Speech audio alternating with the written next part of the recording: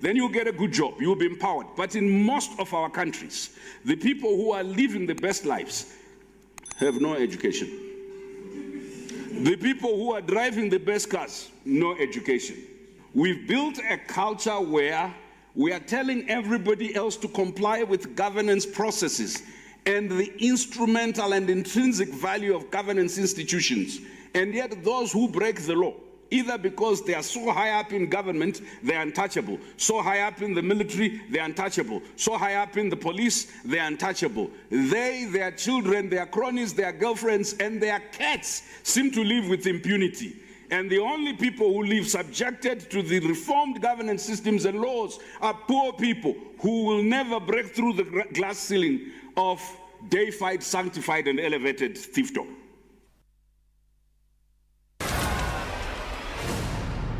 State Affairs with Edmondo Bilo is live. Do you want an Igbo president? I want a competent president. That is one question. I do not want a numbskull to become president of Nigeria simply because he's Igbo. Do numbskulls govern a country? I don't, yes. Have they governed Nigeria before? If Nigeria were otherwise governed, we won't be in this mess that we are today. Look at, we are in a mess now. Who is a numbskull? A numbskull is person who don't get anything inside in brain power. You don't get brain power, that's a numbskull. And they've been president of Nigeria? Through time. Is Peter Obi one of them? State Affairs with Edmondo Bilo is live. We are in the house of Awolowo. I feel Awo. And I feel the spirit of Awo. As a daughter of Awo, do you feel the way I feel? Oh yes, of course I do. This is home. I don't actually live in this house, but every time I come into the house, there's an aura.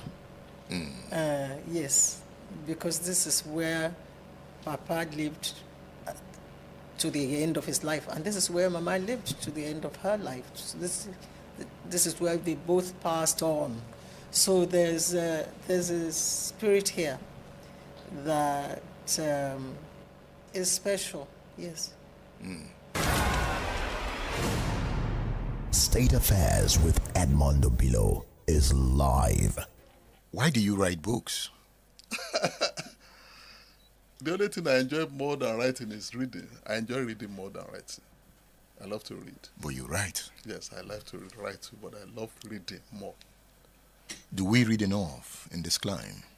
Nigerians are being overwhelmed by the epidemic of ignorance. Did you say that? Epidemic of ignorance. Then we need to heal them. So, and many of our leaders don't think reading is necessary. There is no country that is great that will not consciously go after knowledge. The country must consciously, not by the number of universities you are creating or all those things, you must consciously go after knowledge. Some years ago, I was invited by, I think, Nigeria Institute of Builder, whatever, in Lagos, and I asked them, why are buildings still so expensive? You want to build new cities, you have to build daycare and all those things. Create new method of building that will be cheaper so that anybody can live comfortably. So those are things that can only be done by conscious pursuit of knowledge. So leaders prefer to distribute rice than to distribute books. If you say a politician now, they say, oh, we are giving 1,000 bags of rice. Why don't you buy books for secondary schools? Why don't you equip libraries and laboratories? Do we still have libraries? So we still have libraries, but they've disappeared. So how do we create the next generation? When China was struggling, after China emerged from the Cultural Revolution, and Chairman Mao died, and Deng Xiaoping became the leader, he said, the West they are our opponents, but we have to copy them. So all the brilliant students from China, many of them were sent to America to go and study. We need to learn from these people who are so good. So, how many our politicians today read, not to talk of encouraging reading? But we can intervene, can't we? Yeah, we can. We continue to talk to them. I don't know whether preach. If you preached to the deaf loud enough, you might actually hear us. So maybe you are right. Keep writing. I am reading. Thank you very much. I've done books. I've been trying to encourage organizations and governments and people like that to buy books and donate to young people. Challenge young people to read. Don't just say they won't read, therefore you don't buy books for them. Let them know that reading is necessary for our greatness. If our reading is required for the greatness. State Affairs with Edmondo Bilo is live.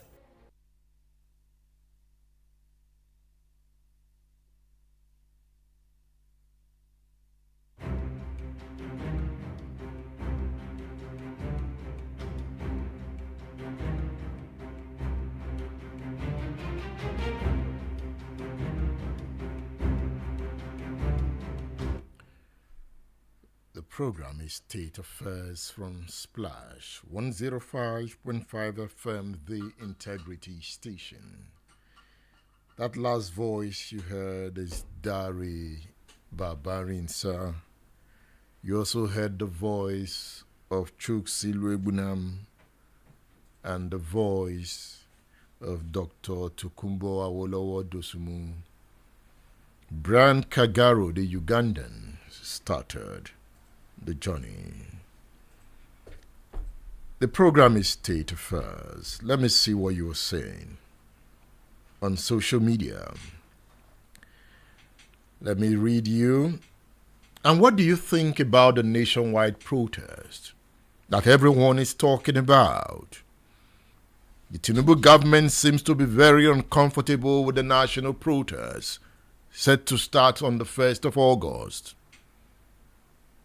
The IGP of police seems to be threatened. The Minister of Information says it's a family affairs.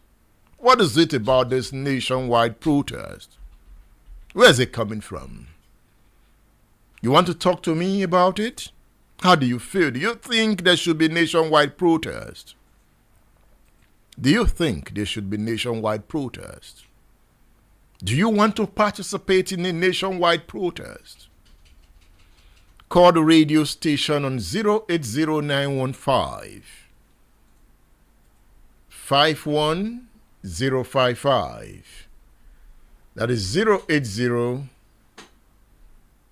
9155 1055. 080 9155 1055. Hello? Turn down the volume of your radio, sir. Have you been from the radio station? Good morning. Good morning. I'm Omadi Yokola Wale Taufik. The ball is in your court. Regarding the issue of local government, what I can say is Seyi Makinde only think of the present situation. He never think of the time when he's going to leave the position. When he leaves the power, who is going to continue what he's doing? Because he only thinks that everything he does is correct and is right. And he's the only one that can do that.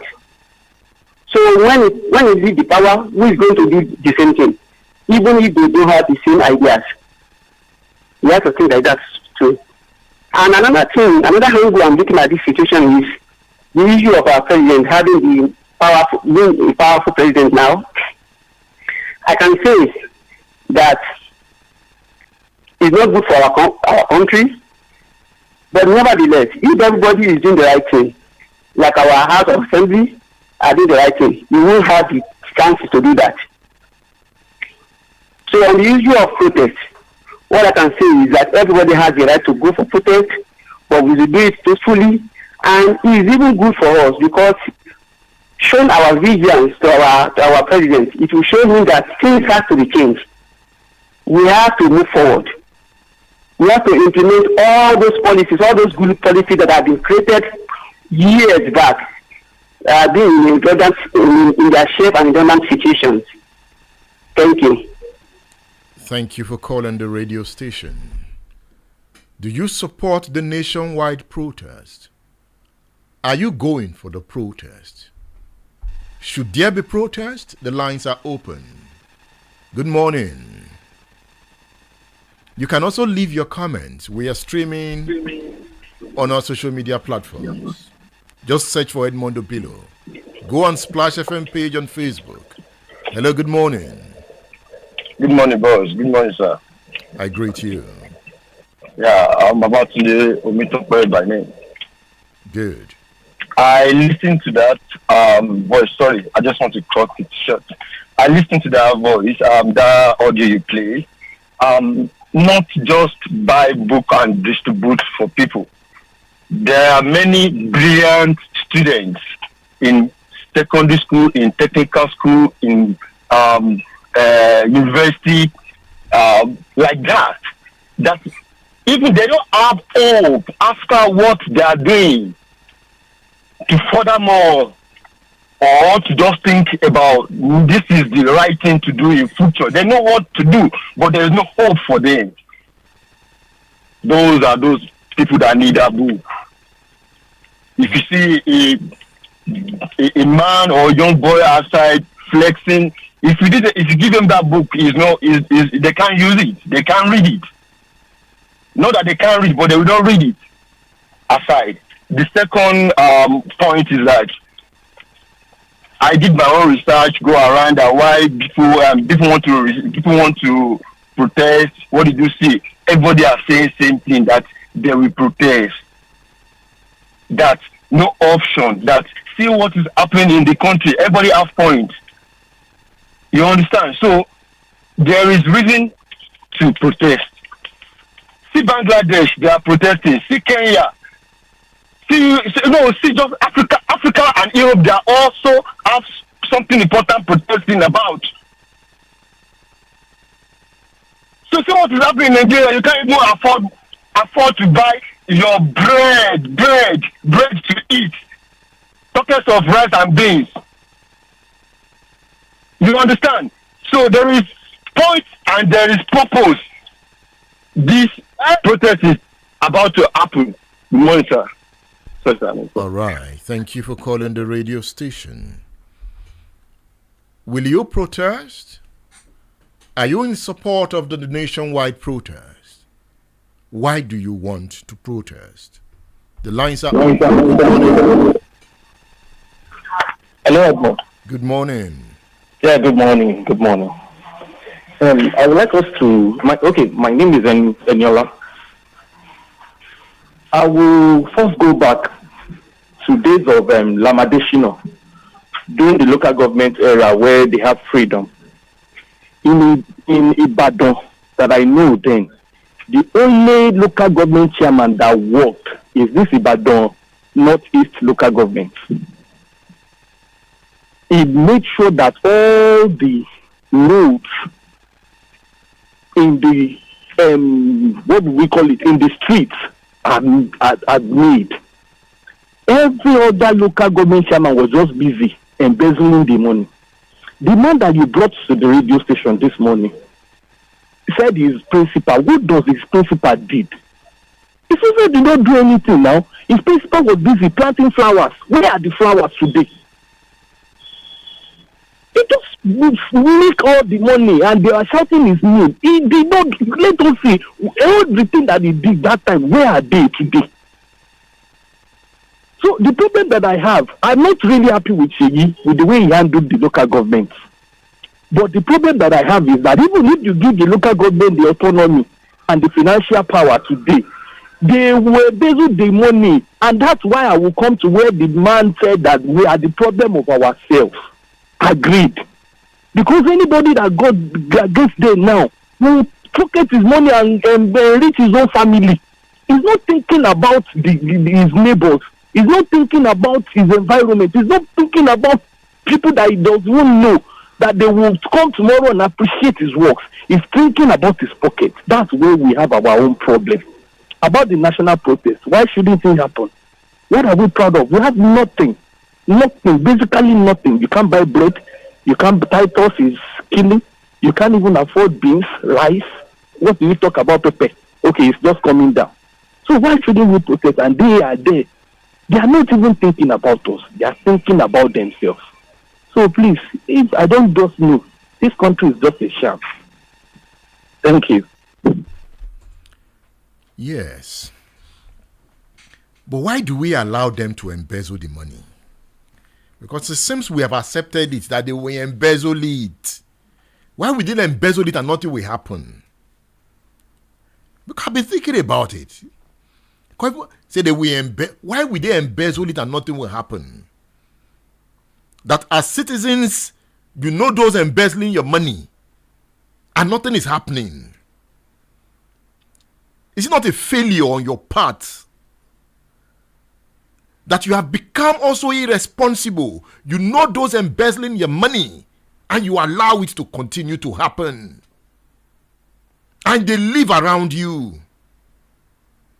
They don't give a hoot about you and you have accepted it. Huh? And you think it's not a failure on your part. They will embezzle it. No, they will steal it. And you know them. And nothing is happening. Check yourself. Edmond Obilo, also check yourself. That they will embezzle our money and nothing will happen. And they will look us in the eye and be driving the big cars everywhere. Nothing will happen. And we've accepted it since 1999. We just say they will steal it. Nothing will happen.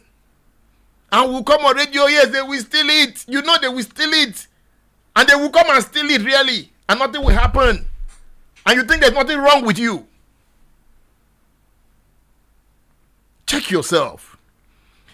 Let somebody come into your house now and steal your television. Perhaps you don't think that money they are stealing is yours. That is why you are letting it be. And nothing will happen. No. Once you wake up tomorrow, just be telling yourself that no, you won't accept it anymore. Just be telling yourself enough that you are not going to accept it anymore. By the time you begin, when you wake up early in the morning, just be screaming, I will not accept it anymore. By the time you say it for about 30 days, something will begin to happen to your mind. If you wake up tomorrow morning, say, no, I will not accept stealing anymore. If I begin to say it, I will not accept it anymore. How can you have government officials and they will be looting your wealth and nothing happens? And you call the radio station all the time, say they will loot it. Begin to say, you will not accept it anymore. I will not accept it anymore. Begin to say it. Begin to scream it in your house. No, enough is enough. Begin to say it. I'm not hearing it. Let it be louder. Say no, no more. Begin to scream, no more. We will not accept it anymore. Say it in the church. Say it in the mosque. We will not accept it anymore. Begin to say it. When you see them coming, stop clapping for them. Stop running after them. When you know they are the ones looting your phone, why do you celebrate them? Begin to scream, no more. Enough is enough. Say we will not accept it anymore. Anywhere you go, begin to scream it on your Okada, no more. Enough. The country makes billions of naira every month, and we don't have enough to show for it. People are hungry. Begin to say enough is enough. We won't accept it anymore. The lines are open. Call the radio station. Nationwide protest. Why should there be nationwide protest? Good morning. Good morning, Mr. Edmond. Good morning, Mr. Edmond. Yes. My name is Oluwashi. The ball is in your court. Yeah, and this is my first caller. And I would like to say that right now, I'm just saying we will not take it anymore. And that is why the protest will hold August 1. It's part of not taking it anymore. Enough is enough in this country. Enough of the pains, enough of the struggle, enough of the problems of the people. People are hungry. Tinubu has been planning to become a president, and now the ball is in his court. See the pain he's inflicting on the people. The pain is too much. And so, just like you have said this morning, we are not going to take it anymore. Local government chairmen, when they are installed, we will go to their offices, give us accounts. They must give us accounts of what they are doing. They should give us every time, every month. How did you spend the money? What have you used it for? The governor, if he's not happy with the local government, let us also. Why is it that you don't want it? Is it because of the allocation that comes to you every time? What do you want to do with it? And of course, how are the people even enjoying what comes to them every time? So if giving the local government autonomy and you really love your people, then you should allow it run. Let all of us, I think local government, or how many local governments do we have in your state? If every one of them is doing one project or the other every other month or every other 2 months, at least people will feel it. And the president that wants to, be sovereign, be more powerful, we are also coming for him. Nigerians will not take it anymore. Enough is enough. Thank you, Mr. Edmond. Thank you for calling the radio station. The lines are open. It's your time to vent. Speak your mind. What do you want? 080-9155-1055. Good morning. Good morning, Sanyolu Adeyemo on the line from Odona Akwata. The ball is in your court. We are preparing to come out. It's a good ideology. It's a time for us to fight for our right. But Edmond, you said that we have never asked that we have been calling. We have asked them several times. We are molested by authority, by law enforcement. I will take some from I'm Sanyolu Adeyemo. When I was in College of Education in Asia, we supported NADECO when Femi Falana, the present president of this country, Tinubu, came to Elisha. We support the he told us, stand up. He stood up is to support the democracy that military must go. And military left. He has been in the governor for so many years in Lagos. He's not the president. Somebody that's part of the NADECO, or Padokun and others, Ladojan and others. Tell us what they have did again for this country. Nothing. Let me tell you one thing. They are talking about autonomy. It's good to have autonomy, but the autonomy they give to Nigeria now is not what the real autonomy is about. Nigeria take it or not. So the people that we are coming out, you must talk about with good ideology, not to destroy.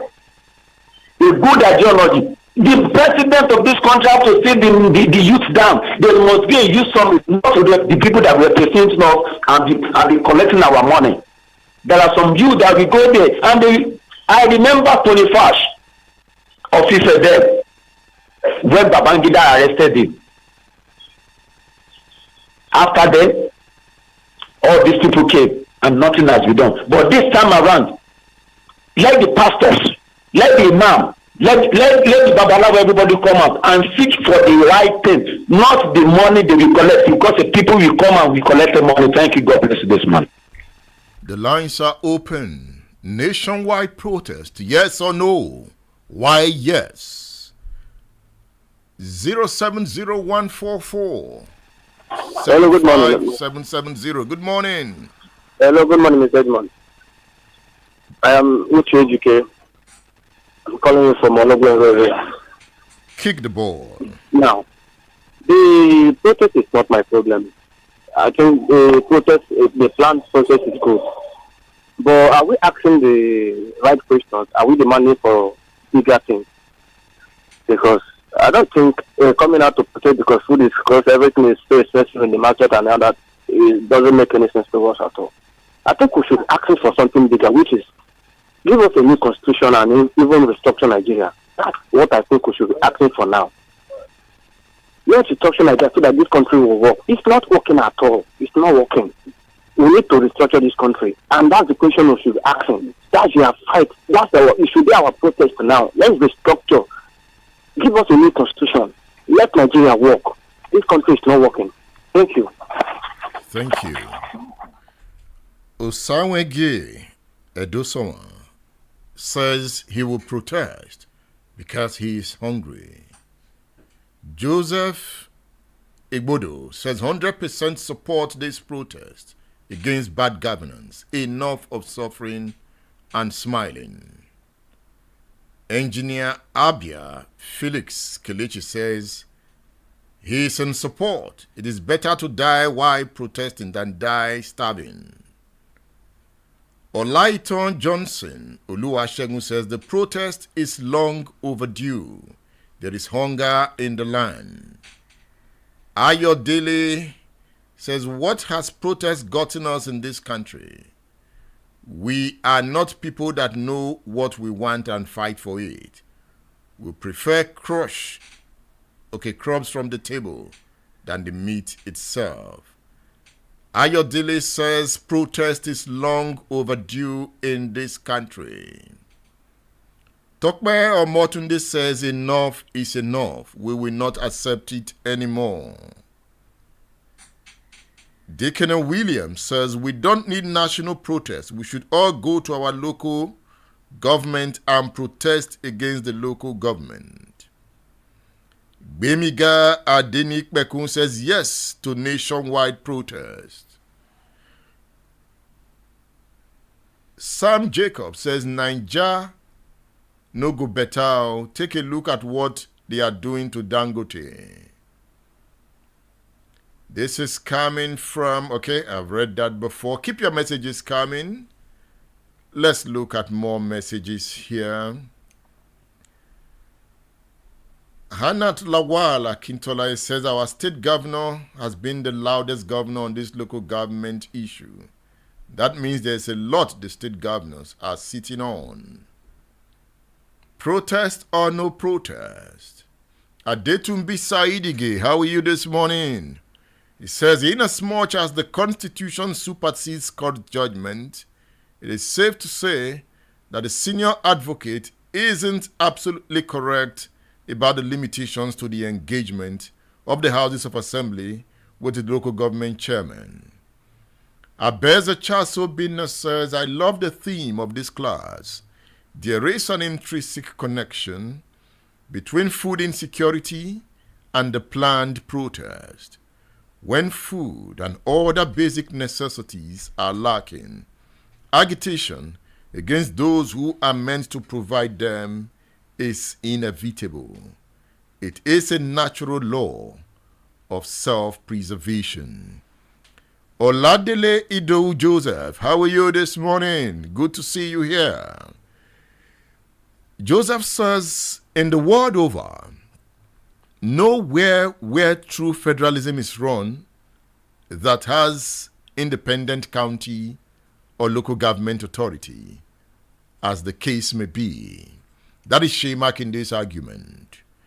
You know, next week, I will look at Shea Makinde's argument in total, hopefully. Then I hope to get a federalist, somebody who teaches federalism, to come and interpret the Supreme Court judgment. Oladile Joe Joseph says, in true federal arrangement, it has always been two tiers, the federal and the regional unit. Local government has always been an appendage of the regional government and not of the federal authority. That is how it is practiced in the United States. We must not continue to complicate governance. Federal government has no business in the internal affairs of its regional unit. That's Shea Makinde's argument. And that is Oladile Idowu Joseph's argument. And that was what obtained in the First Republic under Awolowo. So what has changed? Did the governors misuse the powers they had? And this is the consequence. Did the governors misuse the powers they had over local government? Certainly they did. But again, We have created an all-powerful center in a time when we are calling for the decentralization of power, in a time when we were saying remove some functions from the exclusive list and take it to the concurrent list. What a contradiction. However, the Supreme Court has spoken. Let's see what happens.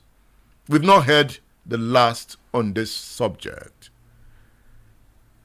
Adegoke Adekola says federalism and any system of government will continue and are evolving to suit the system of every society. Yes, that is another valid point. There's no one form of federalism. There's no one form of federalism. You apply it to suit your circumstances.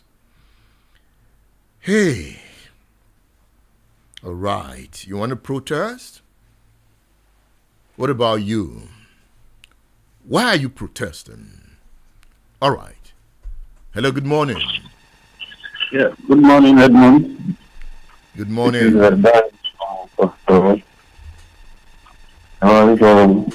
You are not clear, but make your point.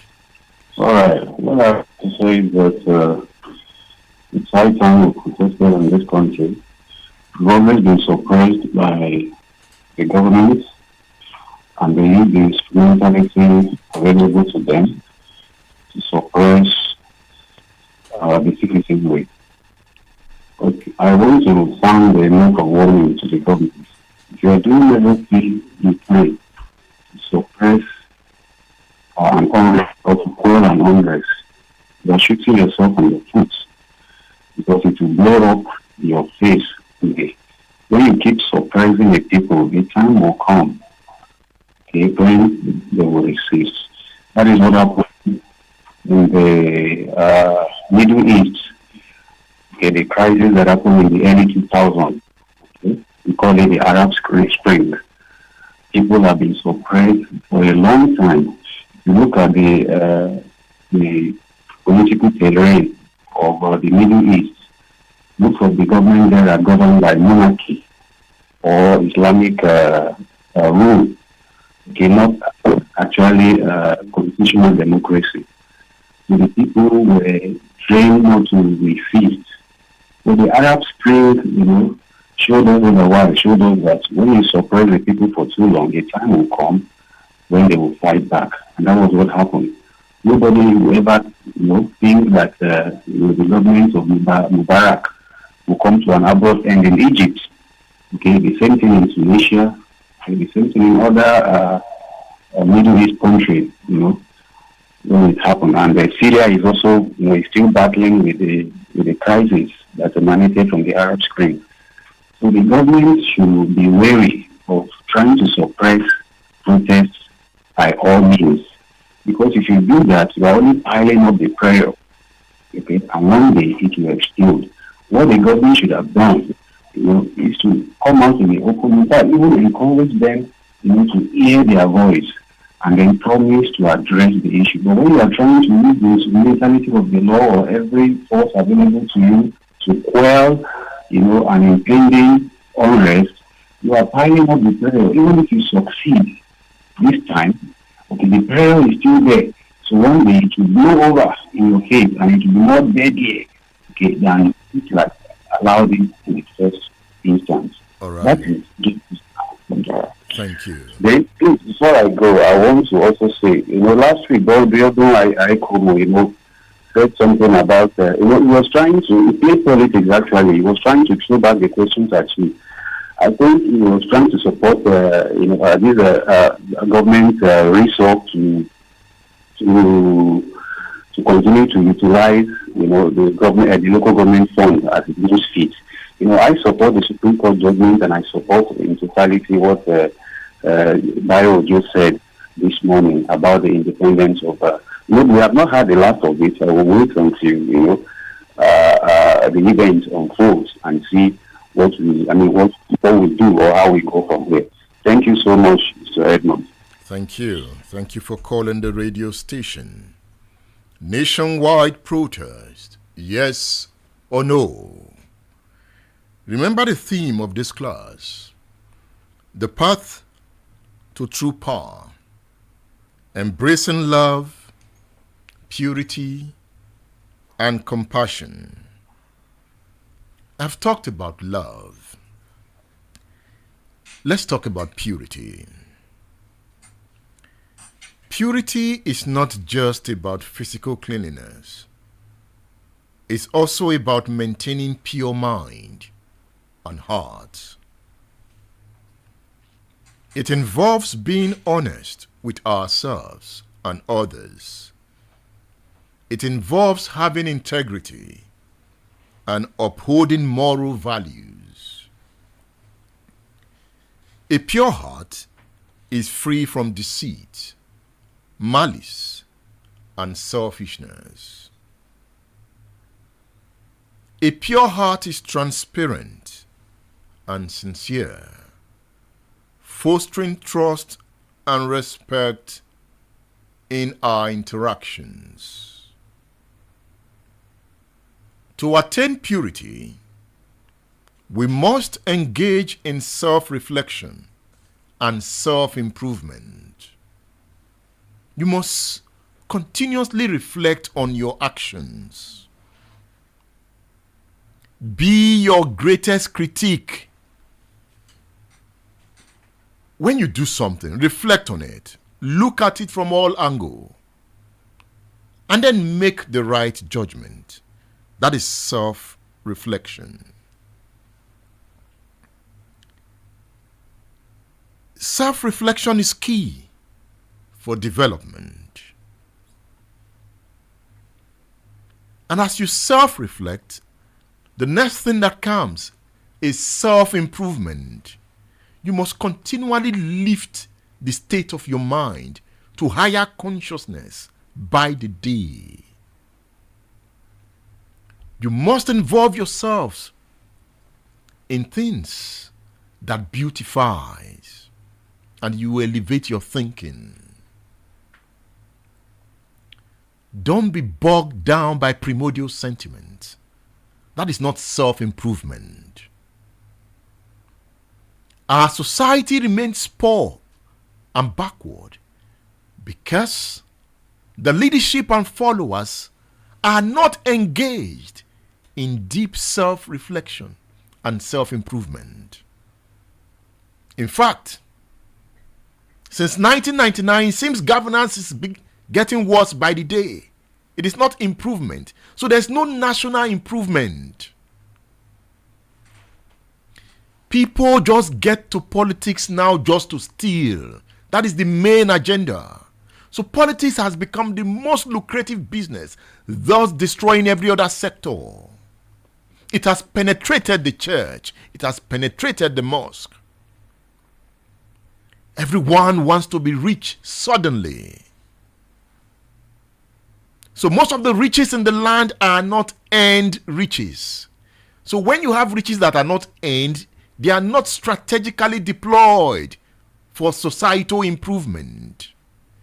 That is why you see the politicians have no option but to run abroad to spend the money on houses they don't live in. They buy houses everywhere. They are buying private jets.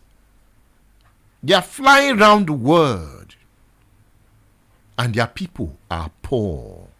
You find it in the east, in the north, in the southwest. The same character of political leadership. So when you are screaming tribalism, sometimes I pity you. Oh, it's our son, Omowani. Our son, Onwani. The Igbo we say, our son. What has your son brought to you? That is prejudice. He becomes your son when he brings progress to the land. In that case, I don't care about his tribe. Even though he is Igbo, even though he is Yoruba. He is my son and my brother when he brings progress to the land. Then we now have what you call the nation of brotherhood, of sisterhood. Then it will now reflect on the joy of motherhood and fatherhood. Tribes will always be there. But what keeps them going is love and purity. See,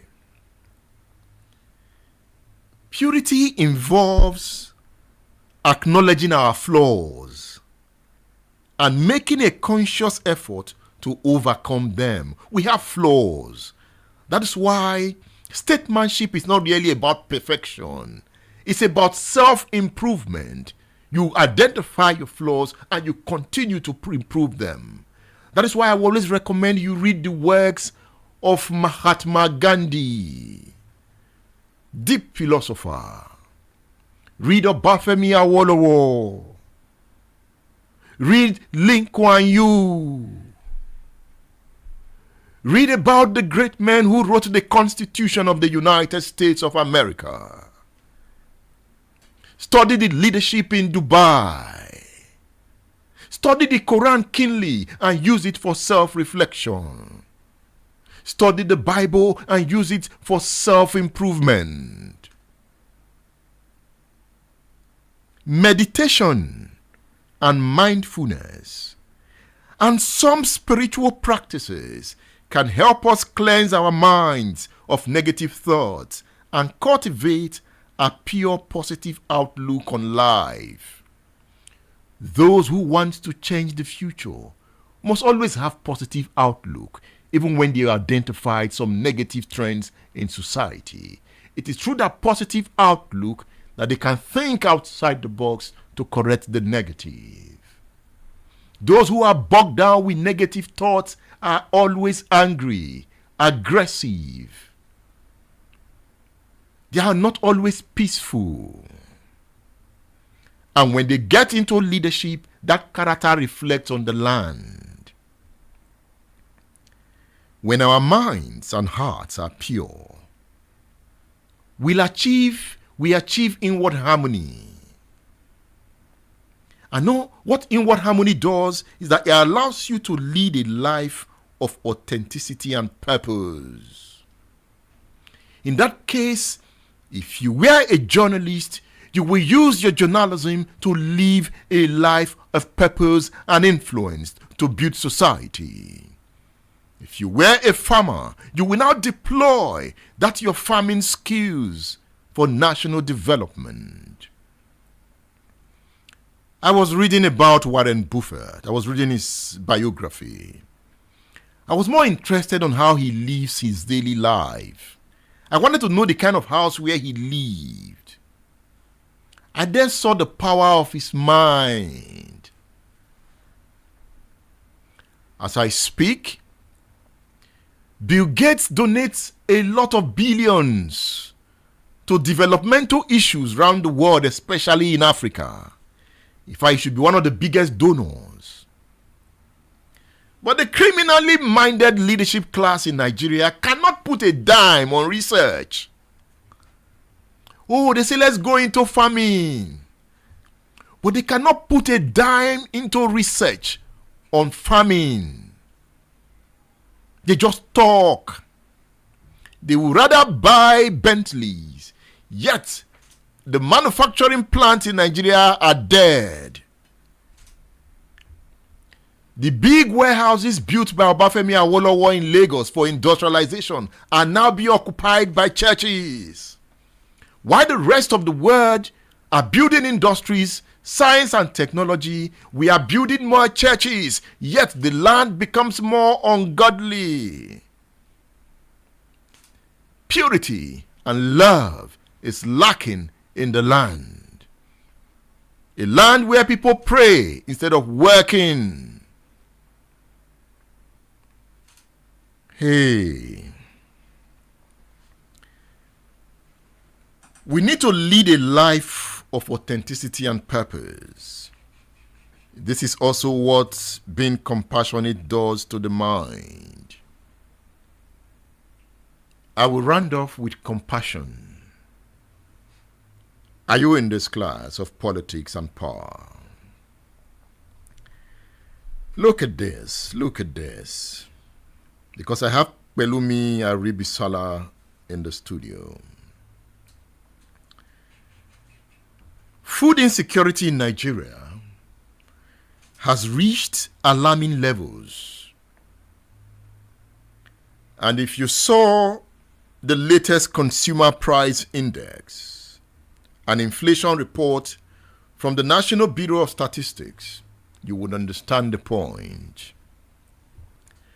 The report reveals a staggering increase in food inflation, which rose to 40.6% in May 2024.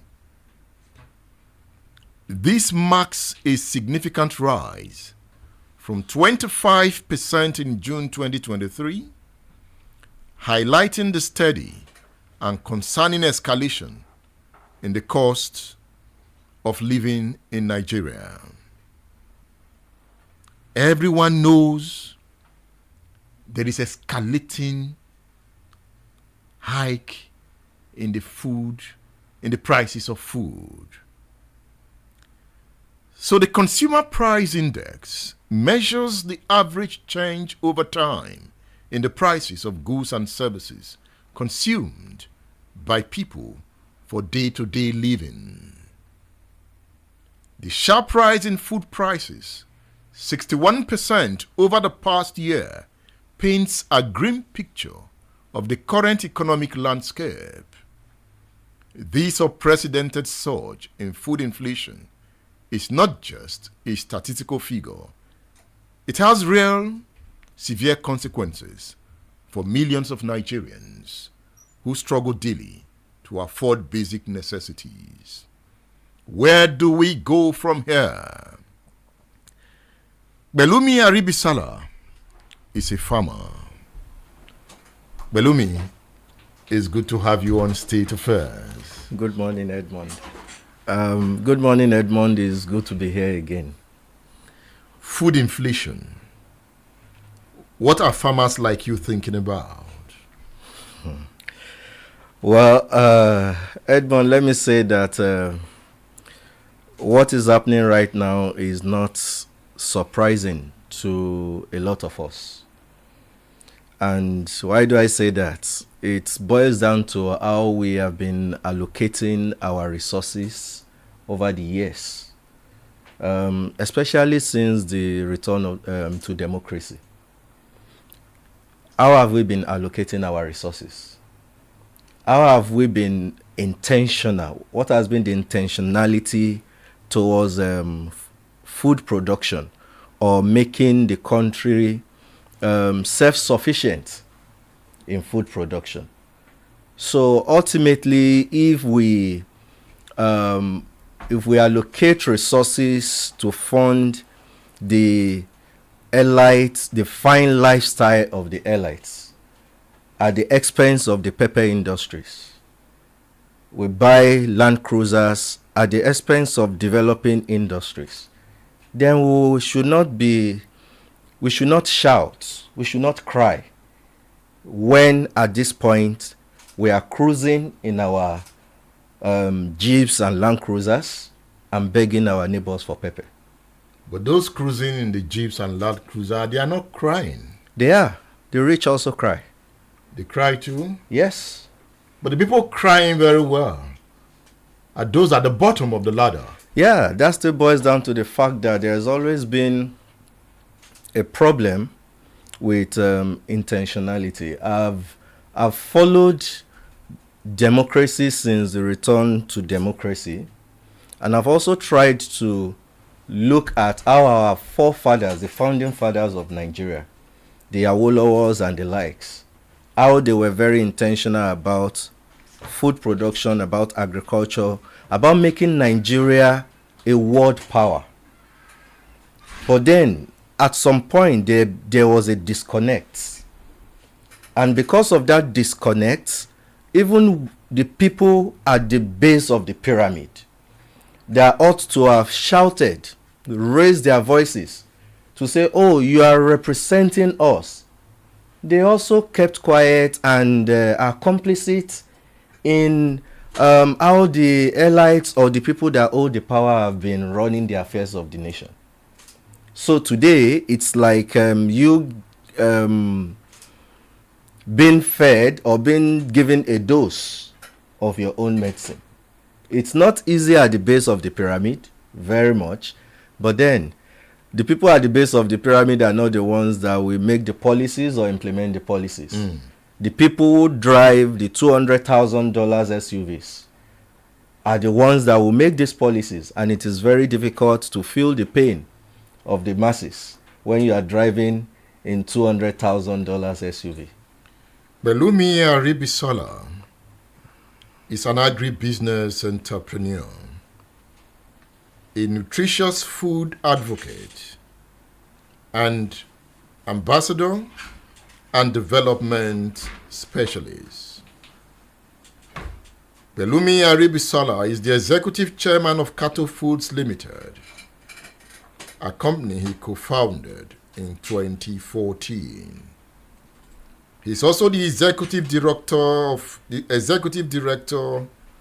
Ogumad Farms and Farmers Academy Limited.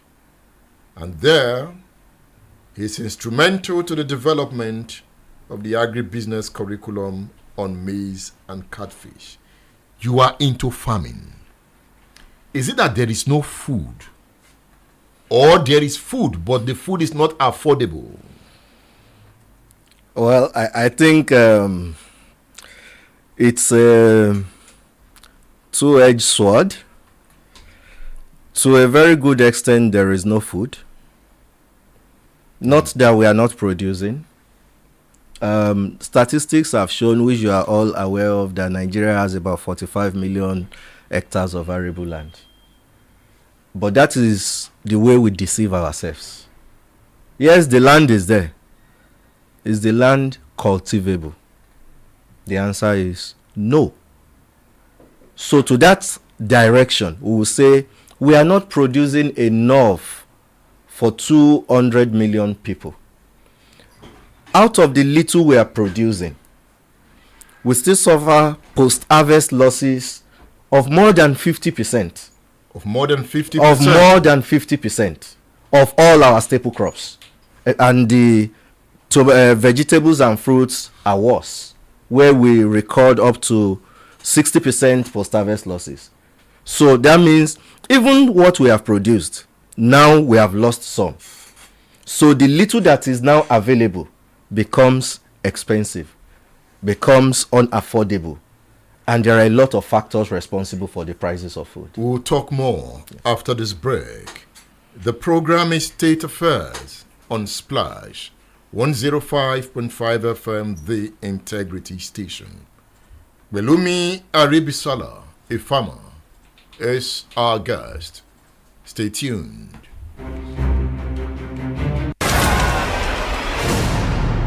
State Affairs with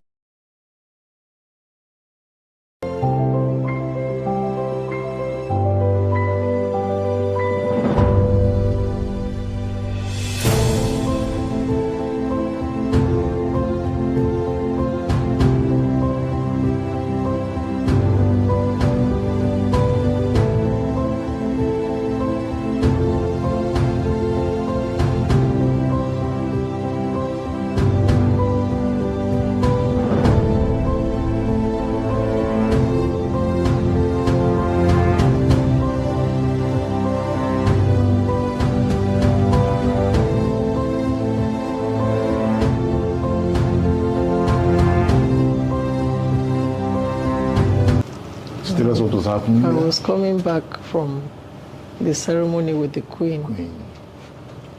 I was in front of the residence, the ambassador's residence. He believed in their politics and he liked their style very much. Their pictures are in all his homes, in Lagos and Ibadan. He has pictures of both of them. So he had people he admired. Absolutely.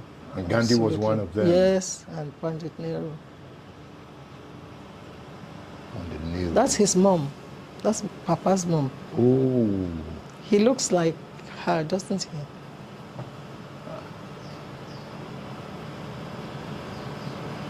Wow. My daughter. So this is Boju Boju. Hello, Emimo. That's me at The Hague. See, this gentleman is one of the Queen's chamberlains. He was the one that came to accompany me to the Queen's Palace to present my letters of credence. And he was a professor of internal medicine. Okay. And I thought he was deliberately chosen because there are several of them, you know, doing all sorts of things. But because I assume that it's because he's in the same line of work as me. That's why they chose him to be the one to come and accompany me. And on that day, there's a picture in there. Okay. The convoy. I was in a horse-drawn carriage, and it was led by two mounted policemen, and both of them were women. So I just thought the Dutch put a lot of detail into welcoming me, and from that day we worked very, very well together. Good. You were saying that Papa had to travel. Yes, he left his campaign and came to the UK. That was during the 1983 campaign. 1983 campaign. To see his grandchild. To see his grandchild. He was that passionate about family. He was a doting father. And he was the one that put these two pictures here before he died. He placed these two pictures. Wow. Himself. He was a doting. This was somebody's birthday or wedding. Okay. And we were sitting. House. That's Yemi, that's me, I think. Okay. I can't remember who's it. 38 Ibadan Road. I think it's one of the Shonoikis. Okay. And you will see their father in the hall. Chief Shonoiki was Papa's friend. You know, we make a distinction between his friends and political associates. Okay. Chief Shonoiki was his friend. What's the difference between He was a friend. A friend is a friend. You know, political associates, you know, they can come and go. So who were his other friends? There were few. He had few friends? Very few. He had few friends who we knew were friends. One of them was Chief Longe. He's in the picture in there. Okay. Very thick friends. And this picture? This picture, my brother's children. Which of your brothers? Wally. Wally, okay. And that is us. Yeah. This is you here? That's me. And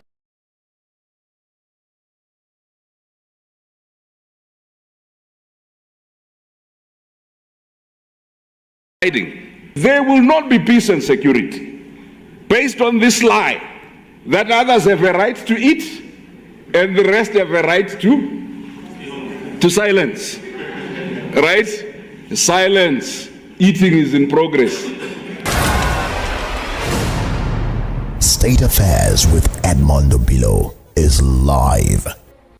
We're recycling thieving elites who are living half the time out in Europe, investing everything they were stealing out in Europe.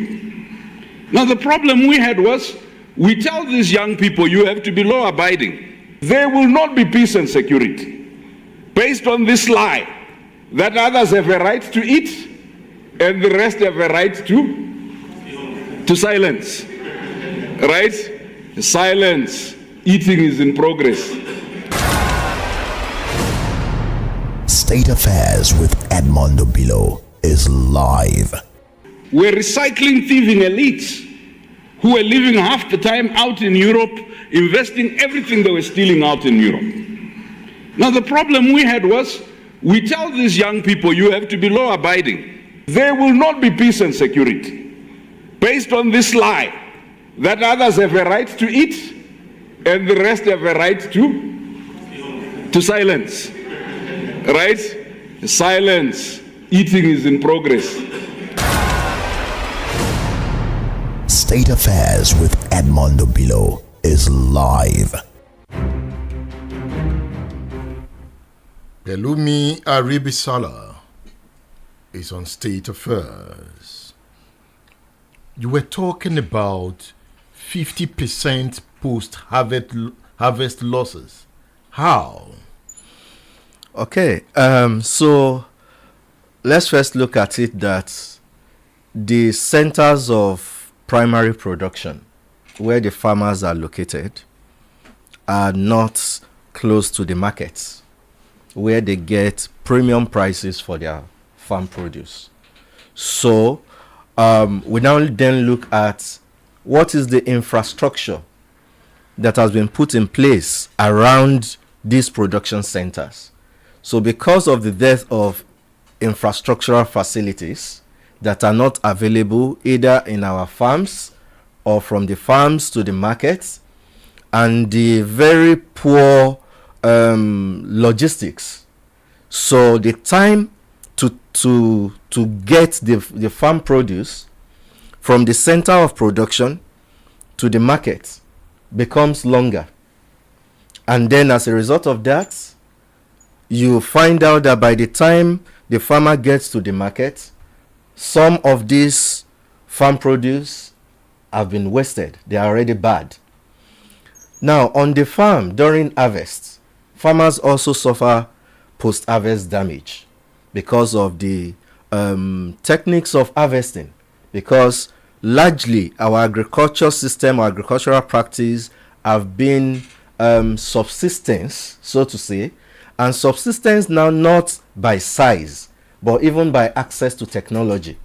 So the bulk of the farmers that are growing these crops are above 60 years old in the villages. They don't have access to modern technologies, and they don't have access to good logistics. Normally, you're supposed to transport your vegetables or tomatoes at a particular temperature to the market. That is why if you get to supermarkets, you will see that the tomato there looks fresher, and it can be there for even weeks and still maintain the texture and the look, unlike the one you will find in Bodija market or the one you even buy and keep at home. In Nigeria today, thank God some of our farmers are adopting some new innovations, especially let me use tomato as an example, where they now transport their tomatoes in crates as against the baskets. The crates are reusable, but the baskets, you can only use some just once, and you have to transport all the way from Katsina, all the way from Niger to Lagos. And it takes days to get to Lagos. It takes days. Sometimes the vehicle can even be on the road for weeks if the village people decide to look into your matter.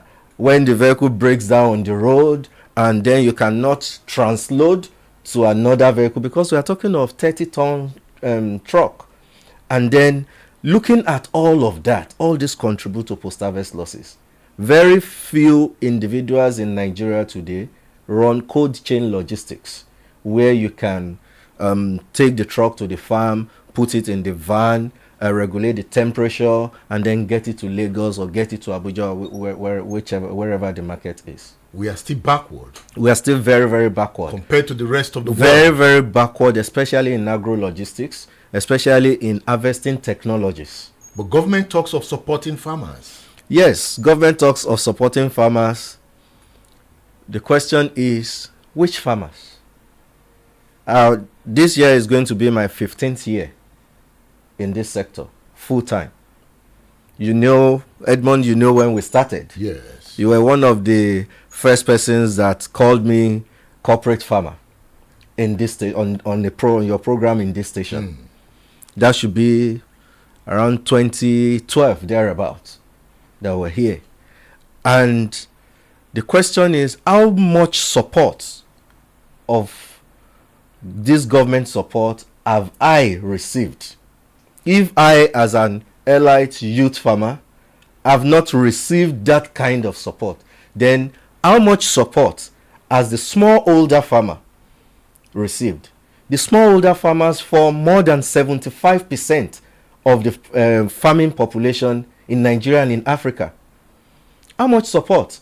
When government comes to the papers to say, oh, we are supporting farmers, they come to roll out the numbers. But then, whenever you see an headline that says government support farmers with so billion or hundreds of millions, just read further and look at the number of farmers that were supported. Then do your arithmetic. Just divide it. Simple division. You realize that sometimes the farmers get like 60,000 naira. Sometimes they say they are supporting farmers. I was reading in one of the tweets recently by the Honorable Minister of Agriculture. That day, that tweet almost spoiled my day. Is it about the importation of food? No, about they supporting some rice farmers with 2 bags of fertilizer, chemicals and all of that. Half bread is better than none. No, Edmond. Half bread that we take makes them believe, makes them come out boldly to say that yes, we are getting the support. Edmond, for you to grow an hectare of maize, you are going to need 3 to 5 bags of NPK. First to 4 weeks. You are going to need 3 to 5 bags of urea. A bag of NPK today in the market is 50,000 naira. This time last year, I bought a bag of NPK from somebody that said, oh, I'm tired of farming. I am not farming again. I have bought this fertilizer, just come and take it. I think he just sold it off to me at about 8,000 naira per bag. As at that time in the market, it was around 15,000 naira. Today, it's 50,000. Urea is 42,000 naira. Maybe in some places you get it for about 37,000 naira. So we have talked about minimum of 6 bags. 30 times 6 is 180,000. That is the minimum you need to use for 1 hectare of maize. We have not talked about the seeds. We have not talked about the other inputs, the herbicide, insecticide that you need to use. And yet the minister will come up, government representatives, governors will come out and say that, oh, we have supported farmers with 2 bags of fertilizers. They now come back to say that, oh, we gave it to the farmers, but the farmers sold it. Why won't they sell it? You are coming to give me fertilizer to plant maize in November when the rains have gone. And what is the government allocation? You know, that was where I started from. What is our allocation? How do we allocate our resources? There was a Maputo declaration by the African Union that all head of states and governments in Africa must allocate a minimum, underlined, of 10% of their federal budgets to agriculture. That was in 2003. This is 2024. By 2013 or 2014, there was a Malabo declaration that said that by 2025, they want to end hunger in Africa. Go and look at the records, the statistics, the data from that period of the declaration to today. Hunger rate has not reduced, not to talk of ending it. How many heads of government in Africa have allocated 5%? If Nigeria just goes forward, just take a step forward and allocate 5% of the budget to agriculture, we wouldn't be in this situation that we are in. You know, allocating 5% to agriculture on the budget is one thing. Releasing 5% funding is another thing. Exactly. Because sometimes you say, oh, 1 trillion in the budget. Yeah. Sometimes you don't even release up to 20% of the funds. Edmond, if you look at the budget for agriculture for this 2024, I think about 40% goes to overhead. Another about 30% of it, that's for agriculture, goes to National Agricultural Development Fund and something like that, with no clear responsibilities or line items. Are you getting? But then let them even say, oh, this is what we have allocated. Then let us take it up from there. Our states are another thing. our state governors. I don't always like to talk about the state governors. I don't always like to talk about them. Why? But then, the state governors are supposed to, if we are to allot blames, so to say, on who is responsible for where we are today in this food crisis, I think the state governors should carry 80%. Why? In Nigeria today, by our land tenure system, the state governors owns the land. They own the land. They own the local governments. They own the farmers. They are closer to the people. But today we put all the blame on the federal government. Yeah, federal government has their own kettle of fish. But the governors are not doing enough. If you look at our southwest, for example, I always pity our people in the southwest, because our governors are technically, when it comes to agriculture, doing a lot of lip service. So in 2020, when there was COVID, I remember that some of us donated to some states food items, the COVID palliatives, just to cushion the effects on households. And we told people in government that all the success, progress that we thought we have enjoyed or made in agricultural sector in the past is going to be wiped off by this COVID pandemic, especially because we are always very reactive in Nigeria. We are not very good at say, let us plan. And then everybody just paid deaf ears. 4 years after today, we are where we are. And what has been the budgetary allocation since that time? Let me just give this for 2024. Lagos State's allocation to agriculture, 2% of the budget. Ekiti State, 1.3% of the budget. Osun State, 1.4% of the budget. Ogun State, 2% of the budget. Oyo State, 3.6%. And Ondo State, 8.2%. So Ondo State is even doing far better. But then, how much was released? Was allocated. Yes. Now, how much was released now? When you now go deeper to look at this budget, you now see that more than 60% of it will go for overhead, will go for salaries, will go for government saying they are building. I think the federal ministry said they are building one stadium somewhere. And we kept asking them, what's the business of Federal Ministry of Agriculture building a stadium? Pelumi has raised the question of outdated farming practices, inadequate infrastructure, and insufficient investment in the agricultural sector. We have not talked about insecurity. Farmers are running away from their farms.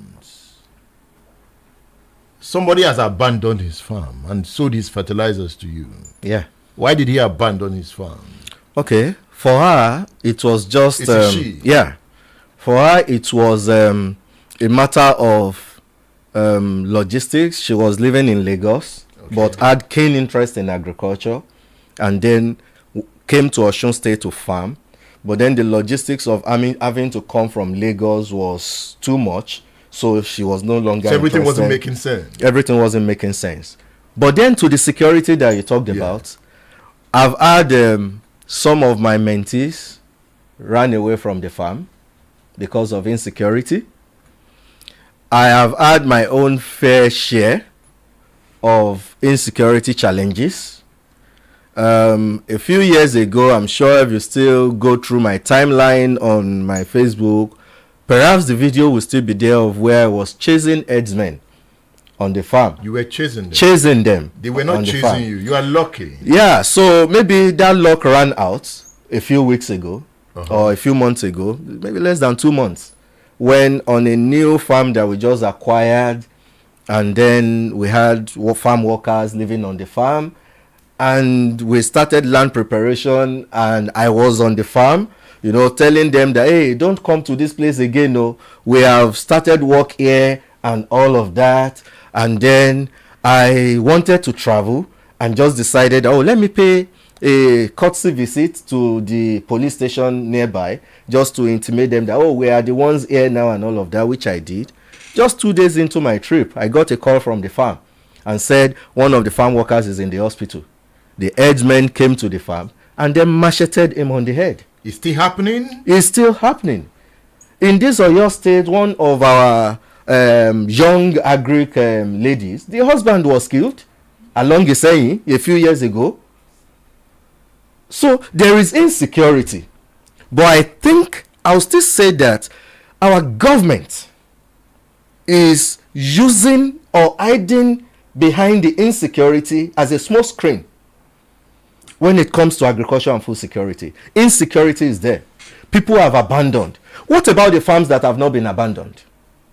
Yes, in the north where the food is produced majorly, sometimes farmers have to contribute money to give to bandits before they can be allowed to harvest on their farms within a time. So the bandits are in charge? In charge. Sometimes the military will have to form a kind of fence, protection around the farmers for them to be able to go to farm. But the question is, how many farmers is going to have military protection to go to the farm? Today, I can't go to my farm now and say that, oh, I want to sleep on the farm. Or to say that, oh, by 6 o'clock, I'm still on the farm. So national insecurity equals food insecurity? Food insecurity. They are very closely related. But then our stakeholders that are supposed to tackle both are using one as an excuse for the other. How is the farm worker? How is he coping? Yeah, he's fine. He's back to his feet now. And we had to take it up seriously. And thanks to the Nigerian police in Songbe in Osun State, they are really stepped up and ensured that, no, this will not happen. Where is the headsman? The headsman, well, at that time, they asked him to leave that environment. He wasn't arrested? Well, he was arrested. They paid for the treatments and all of that. They brought in, He wasn't charged to court? Charged to court, Edmond, in this Nigeria. He would have killed somebody. He would have killed somebody. He would have gone scot-free. A lot of people, a lot of farmers have died. You read from Enugu, from Benue, from Kogi, from all of these places. The question is, when it comes to the issue of that's why I said that it's a small screen. When it comes to the issue of insecurity, you will find situations where herdsmen are arrested and then the police wants to do their work, but they are receiving calls here and there. And when even you as a policeman, that you still have your children at home that needs to eat, you just have to make your choice. The overall economic instability, how is it affecting farmers? Yeah, the overall economic instability is affecting farmers in a lot of ways, even though people will think that, you farmers, you are the one enjoying now. I'll say that it's not entirely true. Agriculture is a value chain sector. Everyone has a particular part of the value chain where they play. Before the farmers, you have the research institutes, the researchers, you have the input suppliers, the agro dealers, agrochemicals, fertilizers, and all of that. You have the farmers, you have the logistics, you have the processors who will add value to this farm produce, especially the ones that we cannot consume directly. And then from their own point, you now have it getting to the consumer in the market. So at different points of transfer from one stakeholder on the value chain to the other in this sector, the economic challenges have had its own part to play. So if we look at farmers, for example, they need inputs. The cost of inputs have skyrocketed. I just made the example of the fertilizer that was about 15,000 naira last year, and today is between 37,000 to 50,000. More than 100% increase. More than 100% increase. So that also has its effect on what the farmer will sell eventually and what the processor will buy and what the processor will sell. There's this cassava tracker that I did, looking at cassava price changes from 2019 to 2024, which I shared with you. You'll see that the price changes in 2024 was more than 300% of what it was last year. And that's, a lot of industrial demand too. Cassava is going into ethanol, is going into starch. The ethanol person is willing to pay more than the Gary processor. And so I wasn't surprised when Gary price was going to 2,000 naira. So the economic challenges are there, and it's affecting farmers real time. And the Minister of Agriculture is saying government is going to allow the importation of food. Importation. This area that you just delved into, Edmond. I think the importation was what the federal government. I think His Excellency President Bola Ahmed Tinubu should have on the day of the inauguration, when he said subsidy is gone. I think a declaration to say there is a 150 days for food to come into the country will have made more sense than subsidy is gone. It's something that is long overdue, but then it's still not too late. So you want food to come? At the moment, right now in the country, we are far, far below self-sufficiency. So let the food come. But the question is, how is it coming? Which food is coming? Like I was asked on a TV station a few weeks ago when that news came out, I told them that yes, I support the food to come, to support what we are doing locally. But then government has not clearly shown in that document or the press release of the Honorable Minister to say this A, B, C, D within the next 90 days. Cowpeas will come in, beans will come. Yeah, beans will come, rice will come in 150 days. Maize will come. Yeah. Why did we allow that? We allowed that because the poultry industry is one of the industries in the agricultural sector that is a very big indicator for whatever economic changes is happening. You know how much egg sells for now, which is directly related to the cost of feed. So maize should come in. But then it takes you 4 months, 3 months to grow maize, another 1 month to dry it, to have dried maize. So in that press release or in the plan of the government, they have said, oh, let food come in. But they have not said in 90 days, this ABCD support is what we are going to give to maize farmers in Nigeria for them to be able to produce in 90 days. You know how rice was supported. You know how government is supporting wheat at the moment. Despite the support for rice, we are still not rice sufficient. We have increased our production for rice by more than 50% since the support came in. That means we are moving. We are moving. But it's expensive. Yeah, it's expensive because I think that is the part that I have to also put some form of responsibility on we as Nigerians. There are a lot of alternatives to rice. Who would ever even think the price of beans will be more than rice today? All the alternatives. Yam is expensive. Yes. Gari is expensive. And that is why what is the alternative? And that is why I said that government is saying there is 150 days to bring in food. But then they are not saying this is the support to increase this production locally. If you go to Bodija market and you see rice produced from Shaki or rice produced from Ekiti that is cheaper at the same quality than the one that is coming from Thailand or India, you make your choice. The choice is clear. I buy Nigerian rice. Exactly. I like it. I eat it. I grow rice. You have some? I think last year I didn't grow because I looked at, since I'm just growing for consumption, because for some years I just stopped buying rice. I'll grow, parboil, just do the processing. There are small scale industries that will give you the same quality of rice that we have called imported. People who sell rice in Nigeria go to Kano, go to Zaria to buy rice. They will buy bag also. They imported the foreign bag. The bag that is foreign. They will buy the bag. The people that are selling bags are the empty bags.